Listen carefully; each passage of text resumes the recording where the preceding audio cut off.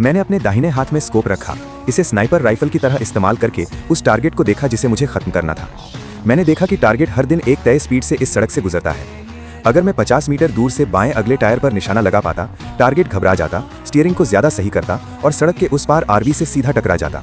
Plan पक्का होने के बाद मैं अगले दिन अपनी स्नाइपर राइफल तैयार करके खिड़की के पास खड़ा था। थोड़ी देर में टारगेट ठीक समय पर आ गया, लेकिन तभी मैंने अपनी आंख के कोने में हलचल देखी। एक माँ और उसका बच्चा एक बिल्डिंग से बाहर निकल रहे थे। एक पल की हिचकिचाहट के बाद मैंने फिर से टारगेट पर निशाना साधा। जब गाड़ी तय जगह पर पहुंची, लेकिन धमाके की तेज लपटों ने माँ को भी घेर लिया। मैं दीवार से टिक गया, मेरी आंखों में घबराहट साफ दिख रही थी। जैसे ही मेरे बॉस को पता चला, वो मुझसे मिलने आए, लेकिन वो वहां दिलासा देने नहीं आए थे, वो वहां चेतावनी देने आए थे। अगली बार अपना फोन उठाना। क्या तुम मुझे समझ गए? हाँ, अच्छा।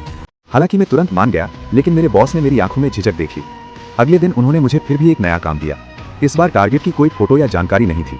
नोट में सिर्फ इतना लिखा था कि टारगेट शाम 5 बजे रॉसी कैफे में होगा। साथ में 2 शब्द थे, व्हाइट रिवर।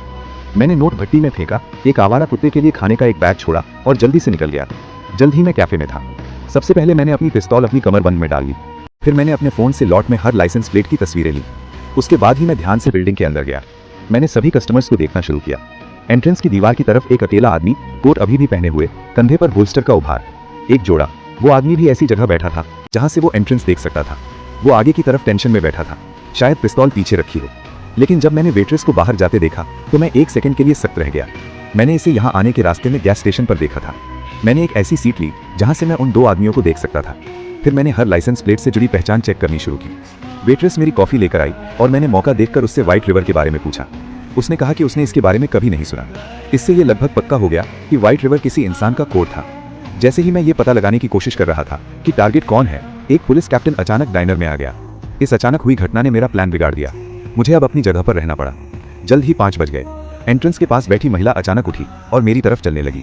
मैंने शांति से अपनी बंदूक उठाई, लेकिन पता चला कि वो बस टॉयलेट यूज करने जा रही थी। 15 मिनट और बीतने के बाद मैंने तरीका बदलने का फैसला किया। मैं अपनी कार में वापस गया और चुपचाप इंतजार करने लगा।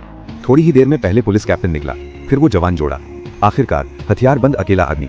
वो व्हाइट रिवर के लिए सबसे ज्यादा सही कैंडिडेट था, इसलिए मैं चुपचाप उसके पीछे एक मोटल तक गया। मुझे उसके ठीक बगल वाला कमरा मिल गया। जब वो बाहर था तो मैं उसके कमरे में घुस गया।